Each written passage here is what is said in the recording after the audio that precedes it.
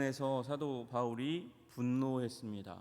분노하면, 화가 나면 우리는 보통 때려 부시는 일을 많이 하죠.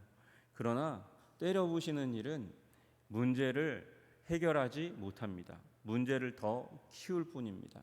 왜냐하면 거기에는 증오가 있고, 증오와 미움은 사단에게 속한 것이기 때문에 그렇습니다. 여러분, 우리 이 땅 가운데에 훈련을 받은 가운데 우상을 미워하고 싫어하는 마음이 우리들의 마음 가운데 생겼습니다. 우리 믿는 자들의 마음 가운데 생겼습니다. 여러분, 그래서 그 미워하는 마음을 가지고 이 톱을 가지고 가서 학교 안에 있는 아이들의 교육 현장 가운데서 우리 민족의 시조라고 생각하는 우리 단군의 목을 따고, 그리고 얼굴을 훼손하고 락화를 칠하는 일들도 있고요. 또 어딘가에 가서, 절에 가서 또 부처상을 그렇게 하는 일이 있습니다. 그렇게 이 우상을 싫어하는 마음을 분노로 표출해서 훼손하면, 그 훼손한 그것은 누군가의 어딘가의 또 재산이잖아요.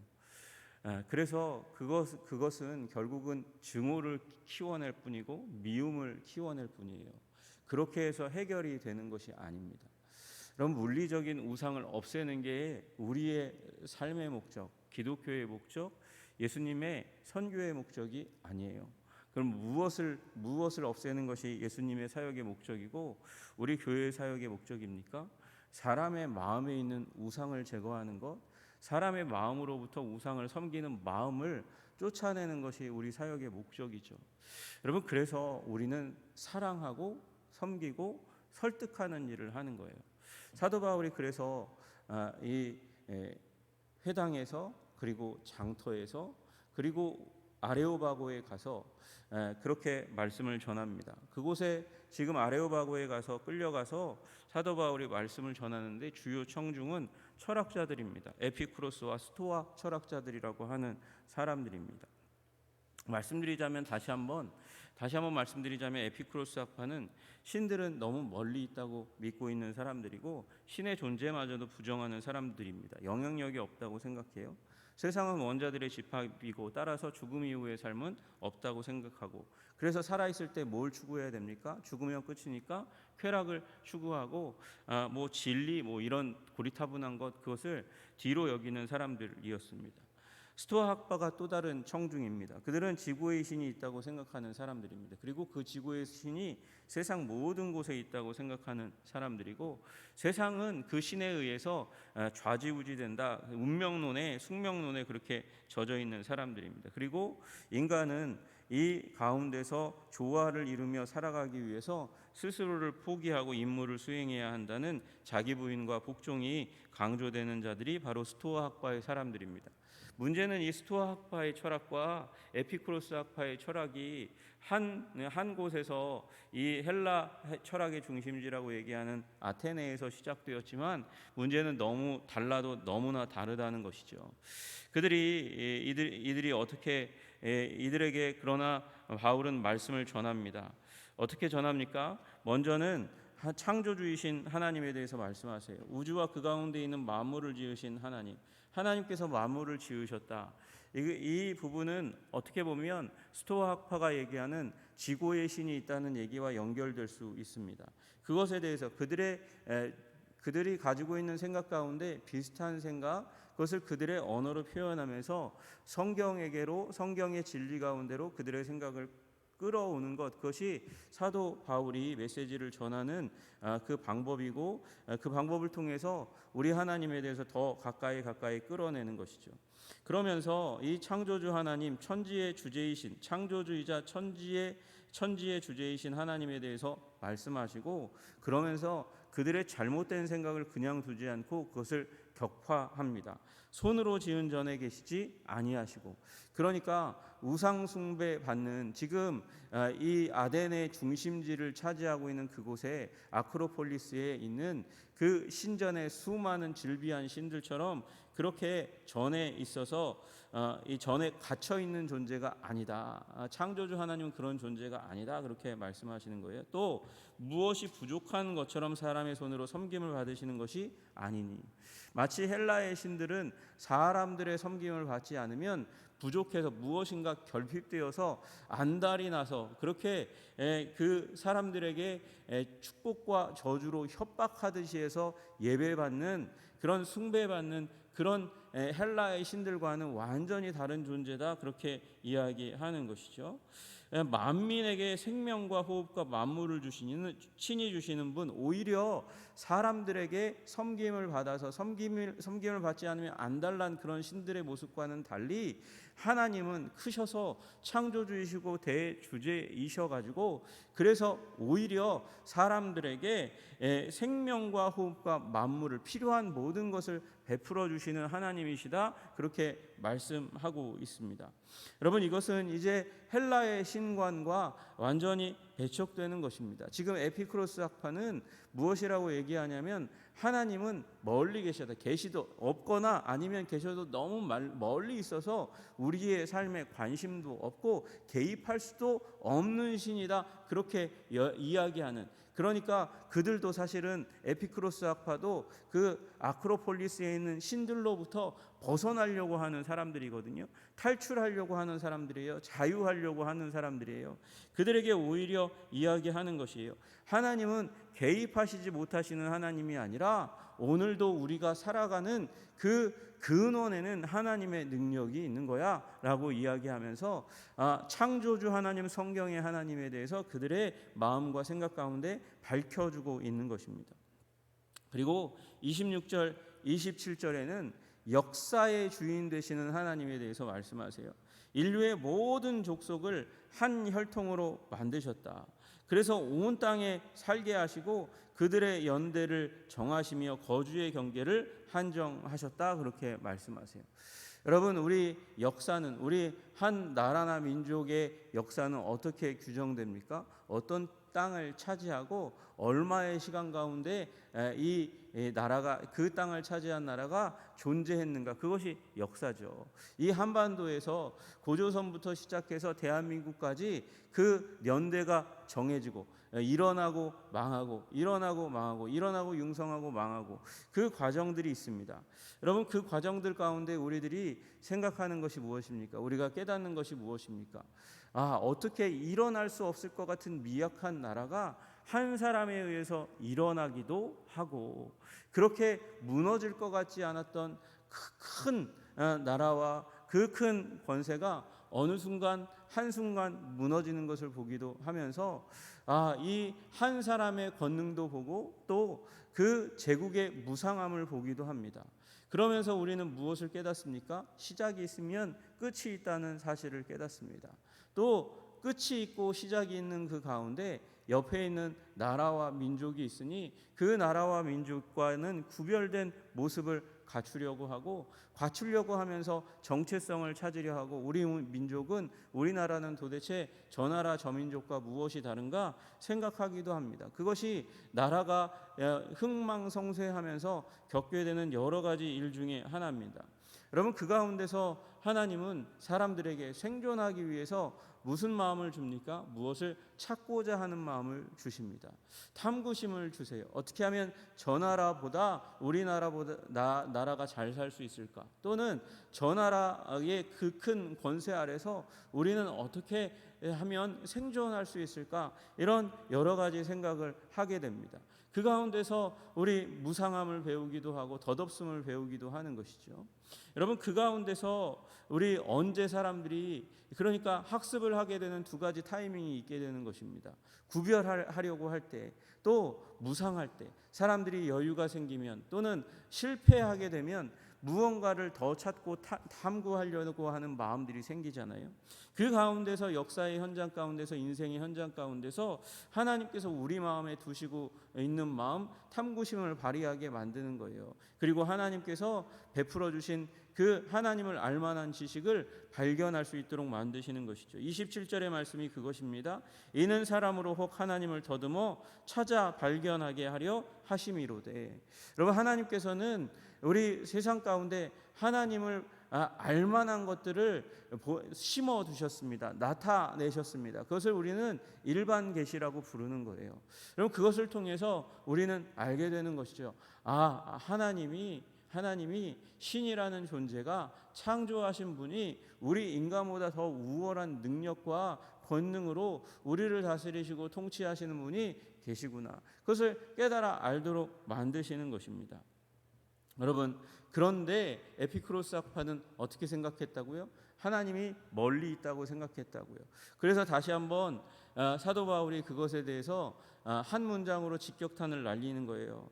그는 우리 각 사람에게서 멀리 계시지 아니하도다. 너희들이 생각하는 것처럼 그렇게 멀리 계신 분이 아니라 우리 가까이 계신 분, 우리 곁에 계신 분, 우리를 염려하시고 우리를 사랑하시고 우리를 붙드시고 우리를 인도하시고 자기 자신을 드러내 알게 하시기를 원하시는 하나님이시다, 그렇게 말씀하십니다. 그래서 사도 바울은 지금 우상 숭배하고 있는 아덴에 촉촉히 젖어 있는 그들의 감성과 이성을 일깨움과 동시에 하나님은 없다 하는, 하나님은 능력이 없고 개입할 수 없다 하는 그런 에피쿠로스 학파의 생각들도 물리치고 깨뜨리고 있는 것입니다.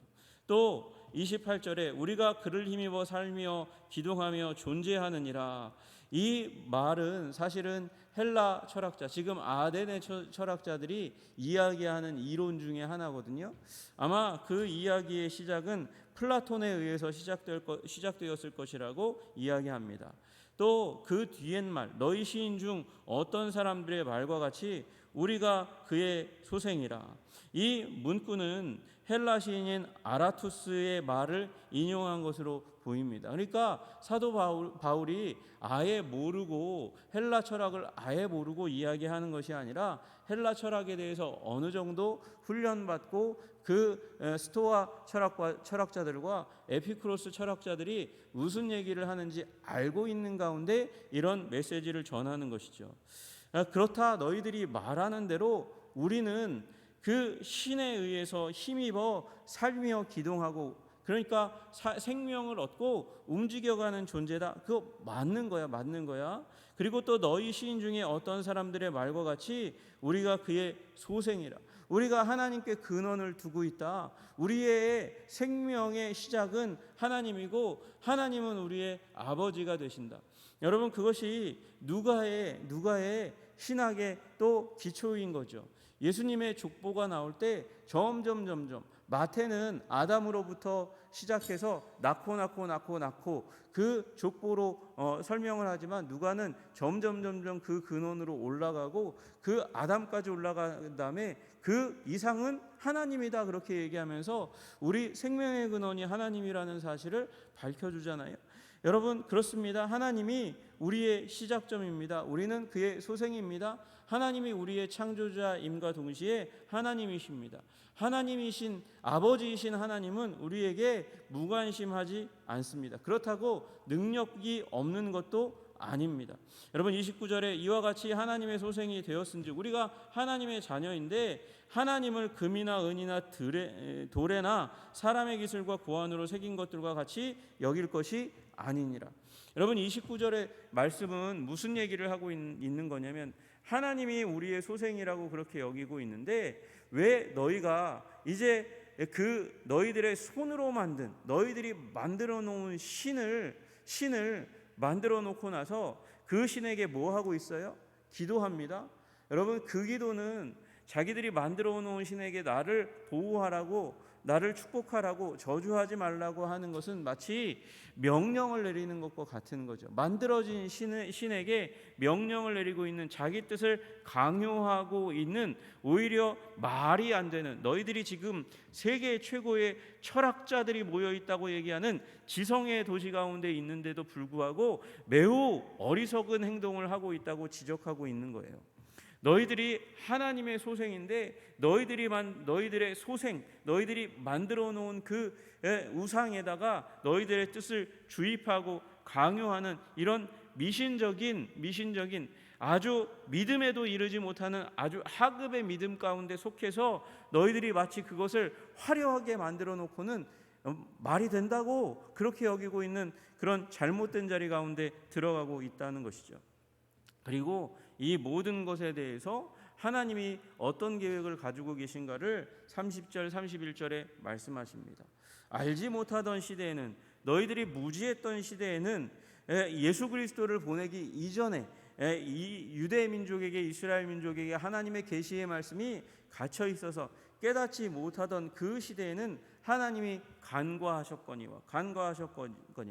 이 말씀은 사도 바울이 아마도 하나님의 대사면 조치, 그러니까 우상 숭배에 대해서 불쌍히 여기고 긍휼히 여기시고 그것을 대탕감하시고 그러나 회개하면 용서하시려는 그 하나님의 대사면 조치를 말씀하시는 것 같다. 어떤 분들은 그렇게 이야기까지 합니다. 그렇게 하나님이 우리를 사랑하시고 그리고 이제는 어떻게 하시기를 원하세요? 어디든지 사람에게 다 명하사 회개하라 하셨느니라. 돌이키라고 얘기하는 것이죠. 그 미신으로부터, 잘못된 것으로부터 돌이키라고 얘기하는 거예요.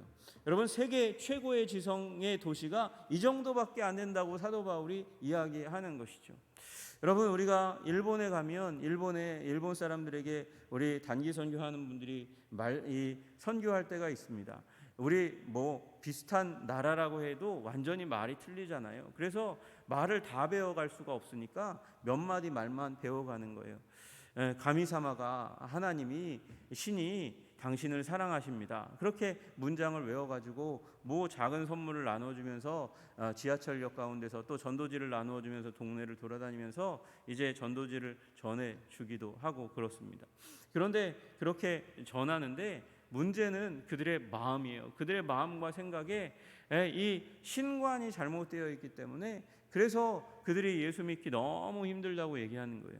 여러분, 그들에게는 너무도 많은 신들이 있습니다. 너무도 많은 신들이 자리 잡고 있어서 일본의 한 장로님이 쓰신 아주 작은 소책자를 제가 한번 읽어본 기억이 있어요. 그 책의 요지는 그겁니다. 우리가 가미사마라고 읽어도 일본어 성경을 완전히 뜯어 고쳐야 됩니다. 뜯어 고치되 어떻게 뜯어 고쳐야 되냐면, 일본어 성경 가운데 신이라는 단 한 글자 한자로 쓰여 있는데 그거 써놓은 것을 다 바꿔야 됩니다. 어떻게 바꿔야 되냐? 유일신으로 바꿔야 됩니다. 왜 그렇습니까? 일본에는 너무도 많은 신이 있어서 가미사마가 당신을 사랑하십니다. 그렇게 얘기하면 어떤 가미사마가 나를 사랑하는 거야? 이 일본 사람들은 그렇게 사고의 구조가, 생각의 구조가 확 그렇게 다신교의 세계 가운데 박혀 있고, 사람 가운데 뛰어난 사람도 신이 될 수 있다고 믿는 미신 가운데 속해 있기 때문에 그런 거예요. 신의 레벨을 아주 하향 조정해 버렸어요. 그래서 신들이 너무 많은 거예요. 그래서 그 장로님은 일본어 성경을 다 뜯어 고쳐야 된다고 그렇게 이야기하는 것이죠. 여러분, 그런데 우리 민족은 어때요? 우리 민족은 선교사가 와가지고 신에 대해서 이야기하니까 하늘님, 하늘에 계신 분이라고 생각하다가 그것을 말하다가 그 말보다 하늘에 계신 하나님은 땅의 하나님은 아닌가? 그러다가 유일하신 하나님, 하나님으로 얘기해요. 하나님으로. 여러분, 그래서 유일하신 하나님이 우리 개신교의 신의 명칭으로 자리를 잡았습니다. 그리고 그게 전혀 이상하지 않아요. 우리 이 한국 사람, 한민족 가운데는 온 세상을 다스리는 유일하신 하나님에 대한 생각이 머리 가운데 박혀 있으니까 일본 선교는 그렇게 어렵고, 한국 선교는 일어나자마자 불이 붙어가지고 이렇게 교회가 드러나게 된 일이 일어나게 된 것이죠. 여러분, 우리 하나님께서 하시는 일이 무엇입니까? 결국은 우리 심령 가운데 하나님을 심는 것이 우리 선교의 목적이고 하나님이 하시는 일이에요. 그런데 그 일을 일으키시기를 원하는 그 사도 바울을 통해서 지금 아테네의 선교에 대해서 어떤 사람들은 바울의 선교가 너무도 지성적인 설교여가지고 그래서 열매가 별로 없었던 것 같아요. 실패한 거 아닌가요? 실패의 요인은 거기 있는 게 아니에요. 실패의 요인은 누구에게 있습니까? 아덴 사람들의 부패한 마음, 설득되지 않는 마음, 스토아 철학과 에피쿠로스 철학으로 철저히 무장되어 가지고 자기에게 마음에 맞는 것 그것만 딱 취하고 나머지는 그냥 다 잘라가지고 버리는 그런 악한 그들의 마음 가운데 있는 것이죠. 하나님께서는 우리 바울을 통해서 심판에 대해서 그들을 경고하십니다. 그리고 심판에 대해서 경고한다는 것은 무슨 의미입니까? 이것이 엄중한 진리라고 이야기하는 것이죠. 무게감 있는 진리라고 이야기하는 것이죠. 하나님께서 명하사 회개하라 하셨습니다. 이는 정하신 사람으로 하여금 천하를 공의로 심판하실 날을 작정하시고, 정하신 사람이 있는데 그를 통해서 온 땅 모든 민족 심판하실 것입니다. 그것을 하나님께서 작정하셨습니다. 이에 그를 죽은 자 가운데서 다시 살리셨습니다. 부활하게 하셔서 그분이 정하신 존재라는 것을 알려주신 것입니다. 그래서 이 모든 사람들에게, 모든 민족들에게 믿을 만한 증거를 하나님께서 주셨습니다. 이 믿을 만한 증거가 무엇입니까? 미리 얘기되고 약속되고 그것을 성취한 분, 그것이 정한 분이라고, 그 정한 분에 의해서 온 인류의 심판의 시간표가 맞추어져 있다고 사도 바울이 이야기한 것이죠. 여러분, 그러면 그 다음에 메시지는 무엇이 나와야 되겠어요? 그분이 누군지, 정한 분이 누군지 이야기해야 되잖아요. 그런데 거기까지 나오기 전에 무슨 죽음 이후에는 끝이야, 아무것도 없어, 스토아 철학자들이 믿는 것처럼 부활은 없는 거야, 그러면서 한바탕 웃어제끼고 조소하고 무시하고 자리를 벌떡 차고 일어난 사람들이 있어요. 누구겠어요? 에피쿠로스 학파들이 32절에 보니까 그들이 죽은 자의 부활을 듣고 어떤 사람은 조롱하고 어떤 사람은 듣겠다. 스토아 철학자들에 속한 사람들의 일부가 그렇게 했겠죠. 그렇게 반응을 보이면서 판이 깨진 겁니다. 누구요? 에피쿠로스 학파 때문에. 여러분, 우리가 이해하지 못한다 해서 여러분, 우리 성경으로부터 우리의 눈길을 돌리고 마음의 관심을 돌려서는 안 되는 겁니다. 여러분, 들으시기를 주님의 이름으로 축복합니다. 이해되지 않아도 들으면 믿음이 생기게 되는 줄로 믿으시기를 주님의 이름으로 축복합니다. 믿음은 들음에서 납니다. 여러분, 들음은 그리스도의 말씀으로 시작되어야 됩니다. 거기서부터 시작되고 거기서 끝나야 우리의 믿음이 강건하게 되는 줄로 믿으시기를 주님의 이름으로 축복합니다. 여러분, 중간만 듣다가 일부만 듣다가 돌아서서 예수 그리스도의 그 아름다운 믿음 가운데 들어가지 못한 사람들이 얼마나 많은지 몰라요. 여러분, 그래서 끝까지 들으시고 이해되지 않아도 붙는 우리 한성의 백성들 되실 때에 하나님께서 우리를 더 아름다운 진리 가운데로 인도하실 줄로 믿으시기를 주님의 이름으로 축복합니다. 기도하겠습니다. 하나님은 창조의 하나님이십니다. 섭리의 하나님이십니다. 온 땅의 주관자가 되십니다. 그리고 그 주관자이신 하나님, 창조자이신 하나님께서 악하신 분이 아니심을 인하여 감사하고 찬양합니다. 사랑하셔서 인류 가운데 자기 자신을 드러내실 뿐만 아니라 구원하기 위하여 정한 자 그리스도 예수를 예언하시고 약속하시고 우리 가운데 보내어 주셔서 성경에 말씀하시는 그 그리스도가 예수님이라는 사실을 발견하고 구원의 자리 가운데 나오게 하신 것을 감사합니다. 하나님, 이 세상 가운데 너무도 많은 사람들이 에피쿠로스와 스토아 철학자들처럼 자기들이 만들어 놓은 그런 생각과 그리고 자기의 손으로 만들어 놓은 우상 가운데 사로잡혀서 천지의 창조자이시며 우리에게 복 주시기를 원하시는 하나님께로 나오지 못하는 아버지, 그 곤경 가운데 처해 있습니다. 주님, 그들을 불쌍히 여겨주시고 주님께서 가까이 계신데 아버지, 그들의 지성을 일깨워 주시기를 간절히 소원합니다. 그리고 우리 믿는 자들의 전도를 통하여 아버지, 우리의 거룩한 삶과 거룩한 복음의 말씀을 통해서 주님, 이 땅이 거룩하게 되고 온 땅이 주님께 돌아오는 기적의 역사, 선교의 역사가 일어나게 하여 주시옵소서. 주님, 증오로는, 미움으로는 세상을 변화시킬 수 없다는 사실을 기억하고 그들의 마음 가운데 있는 우상을 쫓아내기 위하여 아버지, 우리가 아버지, 악을 악으로 욕을 욕으로 갚지 말고 도리어 복을 빌고 사랑하는 자들로 아버지, 그들 가운데 대하여 하나님의 나라가 임하게 하는 하나님의 증인들 되게 하여 주시옵소서. 오늘도 그렇게 우리 한성의 교인들을 권면하시고 굳건하게 하여 주시기를 간절히 소원하며 우리 주 예수 그리스도 이름 받들어 기도드리옵나이다. 아멘.